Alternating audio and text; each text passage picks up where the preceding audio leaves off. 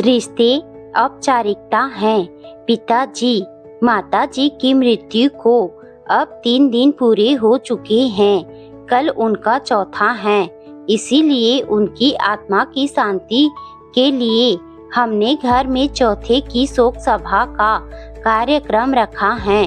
आज मैंने सभी घर वालों के सामने एक प्रस्ताव रखा है, जिसको परिवार के सदस्यों ने स्वीकार करके अपनी अपनी सहमति दे दी है। इसीलिए मैं यहाँ आपको यह सूचित करने आई हूँ कि माताजी की 13वीं के भोज के बाद इस घर का बंटवारा हो जाएगा।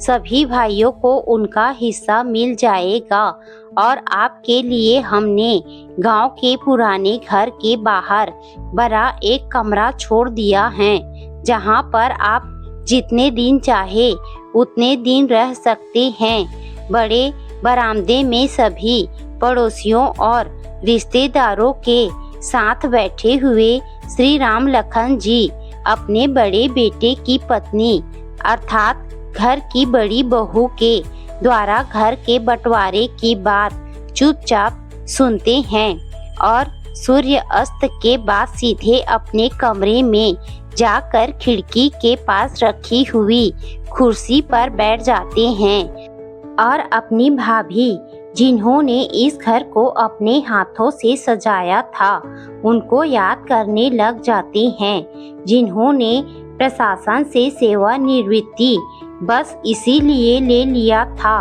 क्योंकि माताजी की मृत्यु हो चुकी थी और इस घर एवं परिवार का ध्यान रखने वाला कोई भी नहीं था।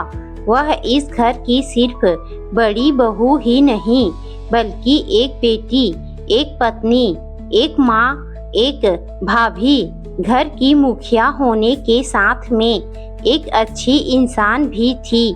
उन्होंने कभी भी हमें माँ की कमी महसूस नहीं होने दी। उन्होंने हमें एक अच्छा इंसान बनाया, अच्छी शिक्षा के लिए कॉलेज में दाखिला दिलवाया, प्रतियोगी परीक्षाओं की तैयारी भी स्वयं करवाई, नौकरी लगवाने में मदद की और एक अच्छे जीवन साथी के चुनाव में भी अपने अनुभवों को साझा किया। वो सिर्फ एक व्यक्ति थी जो अनगिनत किरदारों को बड़ी ही अच्छी तरह से निभा रही थी। उनकी तारीफ एवं उनका सम्मान पूरा परिवार ही नहीं बल्कि पूरा मोहल्ला करता था। मगर आज उनके द्वारा बनाया गया यह घर बंटवारे की भेंट चढ़ने वाला है। अपनी भाभी की यादों में वो बीते पलों को याद ही कर रहे थे। तभी घर के बाहर बनी चाय की गुमटी पर मोहल्ले के कुछ लोग उनके घर की तरफ देखकर बातें कर रहे थे। कितना अच्छा घर था यह। खुशियाँ हमेशा इस घर की चौखट पर ही बनी रहती थी। अरे भैया, यह आज का जमाना है, नया दौर है। पैसों के लिए क्या कुछ नहीं होता है। एक समय था जब यह घर राम लखन जी की भाभी के नियम कायदे कानूनों से चलता था, मगर उनके चले जाने के बाद तो जैसे इस घर की रौनक ही चली गई। दोनों भाइयों की गंभीर बीमारी से मृत्यु और फिर बच्चों में बंटवारे की लड़ाई ने तो हर सुबह और शाम अपना ठिकाना यहीं बना लिया है। हर पल बस चिंता और अनहोनी ने इस घर की नींव को हिला कर रख दिया है। और यह देखो, अभी माँ की मृत्यु को 3 ही दिन हुए हैं और सभी ने बंटवारा भी कर लिया। अरे भाई, इस घर की नई बड़ी बहू का किया हुआ है सब कुछ। एक यह है बड़ी बहू और एक वो थी बड़ी बहू, इस घर की नींव रखने वाली। इन सभी बातों को सुनकर श्री राम लखन जी का दुख और बढ़ गया और कब उनकी आंख लग गई उन्हें स्वयं भी पता नहीं चला। अगले दिन सामान रखने और उठाने की आवाजें जब उनके कानों में गई तब उनकी आंख खुली और कमरे के बाहर आकर उन्होंने देखा कि शोक सभा के कार्यक्रम की तैयारी हो रही है। सभी घर वाले स्वयं अपने हाथों से सब कुछ कर रहे थे।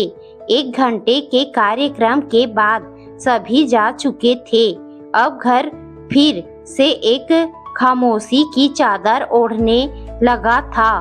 देखते ही देखते 13वीं का दिन भी आ गया था। 13वीं के कार्यक्रम के बाद भोजन की तैयारी शुरू हो चुकी थी। लोग सिर्फ भोजन ग्रहण करते और बंटवारे की बातें करने लग जाते। किसी को श्री राम लखन जी की हालत पर दया आती तो कोई परिवार के सदस्यों की बुराई करने लग जाता। भोज का कार्यक्रम भी अब पूरा हो चुका था। सभी मोहल्ले के लोग घर के बंटवारे को देखने के लिए बाहर इकट्ठा हो चुके थे। घर की बड़ी बहू को श्री राम लखन जी के कमरे को खाली करवाते समय उनकी बड़ी भाभी की डायरी मिल जाती है, जिसे वह पूरा पढ़ लेती हैं। उसे अपनी और अपने घर वालों की गलतियां मालूम हो जाती हैं। वह यह सब कुछ जानकर वहीं जमीन पर बैठकर रोने लग जाती हैं।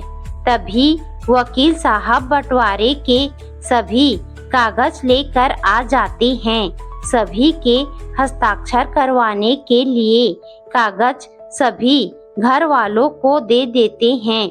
सभी घर के सदस्य कागजों को पढ़कर हस्ताक्षर कर वकील साहब को कागज देकर अपने हिस्से को लेकर अपना अपना सामान गाड़ी में रखवाने लग जाते हैं।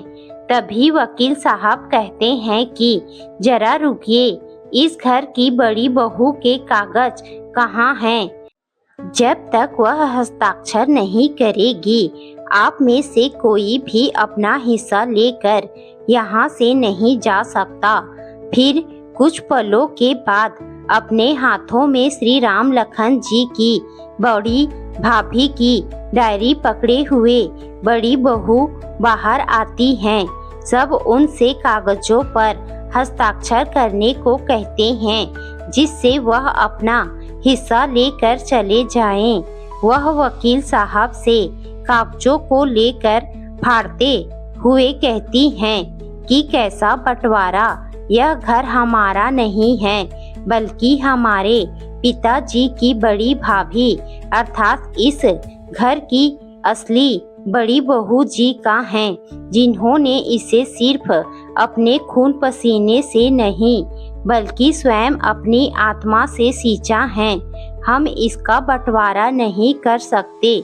यह सुनकर परिवार के सभी सदस्यों की आंखें भर जाती हैं। सभी श्री राम लखन जी से अपने किए की माफी मांगने लगते हैं। वह सभी को माफ करके अपने सीने से लगा लेते हैं। आज वह अपनी बड़ी बहू में अपनी बड़ी भाभी की छवि देख रहे थे, जिन्होंने आज फिर से अपना कार्य किया है।